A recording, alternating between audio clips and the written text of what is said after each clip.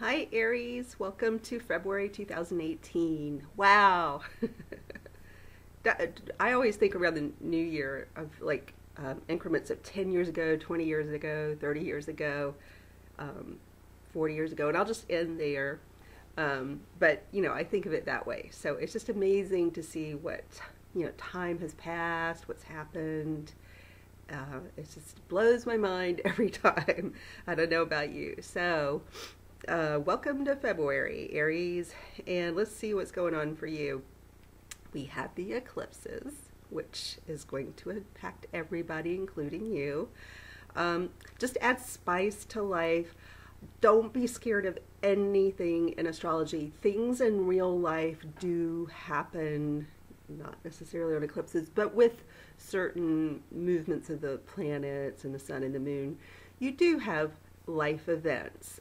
It doesn't mean, though, that every eclipse and every full moon and every new moon that something huge and earth-shattering is going to happen.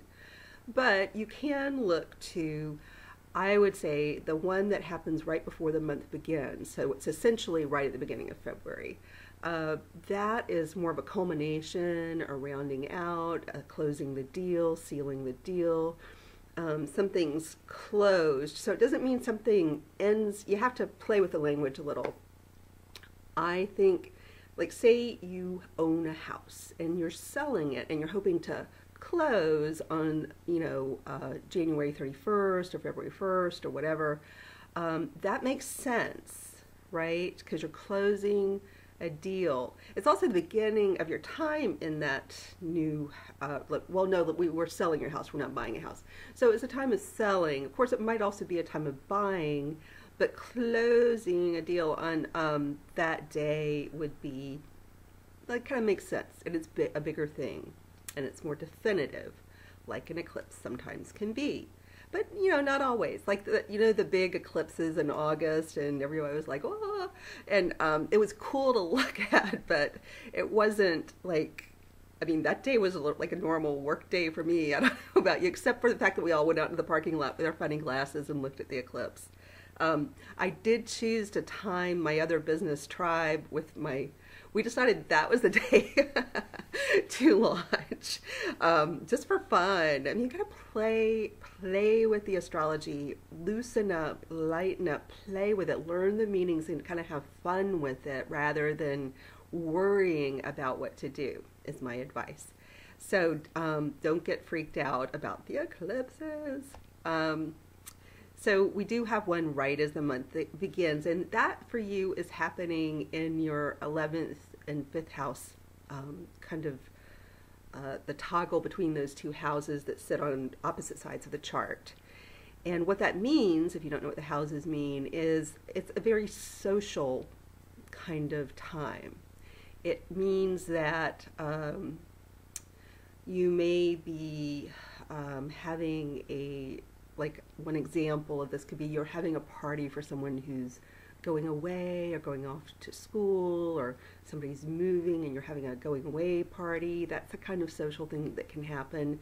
It's also if you have a child and they're going back to school, or you're sending them somewhere, or something has rounded out for that child, something's closed and they've got a new thing happening.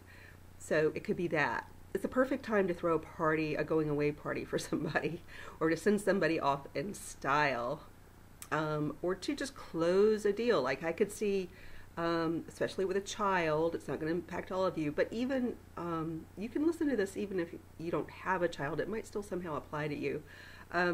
If you do have a child who's been applying to schools, colleges, or any kind of school, this could be like you get the acceptance letter, you're deciding, do we agree this early? I don't know, it's so early. Maybe we just wait and see what comes in. No, I don't know. No, let's seal the deal.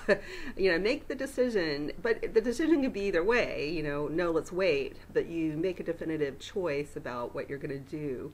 So those are the kinds of things that can come up. If you're young, you don't have children, or you're old and you don't have children, it's more just a social thing. It can also be about projects, creative projects, or fun projects for you, things that are fun. A fun project This could be a time to round out one phase of the project, like you're clear on what you're doing and now you're building, or you just think of life in little phases, little discrete little phases where they're distinct. You know, there's I don't know, and launching a business or something, or like a creative series of projects. You know, first there's like, you know, maybe you go get funding, and then you know you get seed money, and then you go around and try to get people interested, and you know there are all these little distinct phases. That was a very lame way to describe launch, but you know what I mean. It has phases, and so this is, the moons have phases, right? All moons. We have one. It's morning, and I'm drinking caffeine, so you're getting morningly with caffeine. So anyway, try to think of that. So sometimes it's not something huge, it's just something small that has like little discrete, or meaning it has like a clear beginning and ending to a phase, but it could be very small, something in your life that cuts across the social part of your chart, and that's also a place where we're going out and we're maybe doing something that we love to do. So it could even be like a hobby, or it could be a business that feels so fun it doesn't feel like work. So if it's work, it's more in that category for most of you.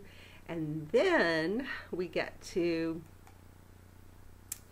the middle of the month when we have the other kind of moon event, which is the new moon eclipse, and it is still taking place in this part of your chart, although you know everything's about to, but it hasn't move into the Pisces area of your chart. So it's still taking place here. So my thought is it's still related to what happened at the beginning of the month, but this is more like the fresh start. This is more like the beginning. So this is when you begin something in earnest, and it's a bigger beginning, you know, or more distinct beginning. But I'm curious, like when we get to the 15th and the middle and later part of the month, did you find that the eclipses were tied together for you in some area of life? Most likely in the social arena, it's because the 11th house can so often nowadays be tied to the internet, and so we could, you know, read that as projects on the internet, socializing on the internet, creating something. You'd be creating something, because that 5th house suggestion at the beginning of the month, that you know, you create something and then it becomes, you know, maybe you launch, maybe that's the official launch for something. It could be a tiny launch, you know, maybe you're just beginning your website, maybe you officially get your website up, or you just start working on it, you know, because it's a start. You start working on the website, so you combine kind of that internet quality that the 11th house can so often have now. That's just an example. It could be a whole bazillion variety of things, but just gives you the idea of the energy. It's more of a fun energy, I would say. It has to do with the people in your world. You know, maybe kids, maybe romantic partners, friends, big groups of friends, groups, think of groups. And that is the tenor of the eclipses for you. Otherwise, you are definitely, as we've been talking about, you are looking at a big career shift going on, and that'll really become evident in May and November. These will be very distinct moments when Uranus is cruising kind of back and forth over this area of the chart that has to do with your career and what you do to earn money.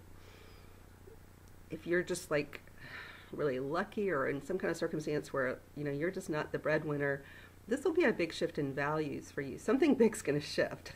Some of you, it's about getting married. Some of you, I wouldn't think that, some of you it's a divorce. You know, if that's the case, like it wouldn't be like, oh my God, I'm getting divorced. That would be like, you know, 0.001% if it was like a surprise. But I think, you know, the thing I would go for first in a chart is to say you're coming upon a big distinct change in values. Something might rock your world that causes you to change your values. One example, and I'm using one interpretation of Uranus, is that it, sometimes can be associated with a more flexible definition of sexuality, whatever that is, something that seems non-traditional to people who are more accustomed to seeing something in a traditional kind of through that kind of window, and or that can be kind of confining. So Uranus is all about breaking out of the box, and so when it's applied to sexuality, it goes outside a lot of people's boxes, outside their wheelhouse, and so something could rock your world where somebody, a social person, a child, a friend in a group, could have like an announcement to make, and maybe you knew all along, but there could be some kind of somebody in your world who has that kind of surprise, because you can kind of tie that to Uranus. That's, of course, but one way it could go. But that's a good example of something that would rock your world, where maybe before your values were clear on the topic of a more flexible definition of sexual identity, or even gender identity, gender roles. Maybe you just lived in a bubble, which a lot of us can do for periods of time, where we just aren't thinking about all these other things that go on in the world because it isn't impacting us personally. This says, if we take this one tiny example, that an announcement somebody in your world could, be exploring this, or I don't know, and then it causes you to go inside and have to really, what do I think about this? Let me examine, let me dig out all my old entrenched ideas that I didn't even realize I had, and, toss those out the window because I care about this person. And if they're saying that they're, kind of in this, what I think of as a non-traditional, outside the box kind of identity, then I embrace it because it's them. But I realize I've been living in a bubble. That's one kind of value shakeup that a person could have. What else? A new discovery, a new invention, or using technology. Sometimes we don't realize all that technology can do and how amazing and magical it is. Like, even people who are pretty savvy and on computers all the time still don't have all the tools available to them, and still may not know about everything you can do. And so there may just be some realizations, because Uranus can tie into technology. Maybe it's something like that rocks your world, like, oh my God, this changes everything. So that's one of the bigger things going on for you, Aries. Aside from that, you have Mars up in your 9th house, so travel, planning travel, those things are going on. The travel thing may feel kind of in conflict toward the middle of the month. It may feel more like, it's a pain, I don't want to travel right now, I'm busy. Or maybe the travel just feels, you have feelings about it, let's just say that. I don't know what they are, but you have feelings. And Jupiter will be and is in your 8th house of money. Money is likely expanding for Aries, which you hopefully are feeling the effect of that. So Aries, my dear, that is it for you. Notice and comment if you want by the middle of February and toward the end, were the events around the eclipses, did they seem toggled together? I'm wondering if for a lot of people they will feel somewhat related. So see. All right, take care.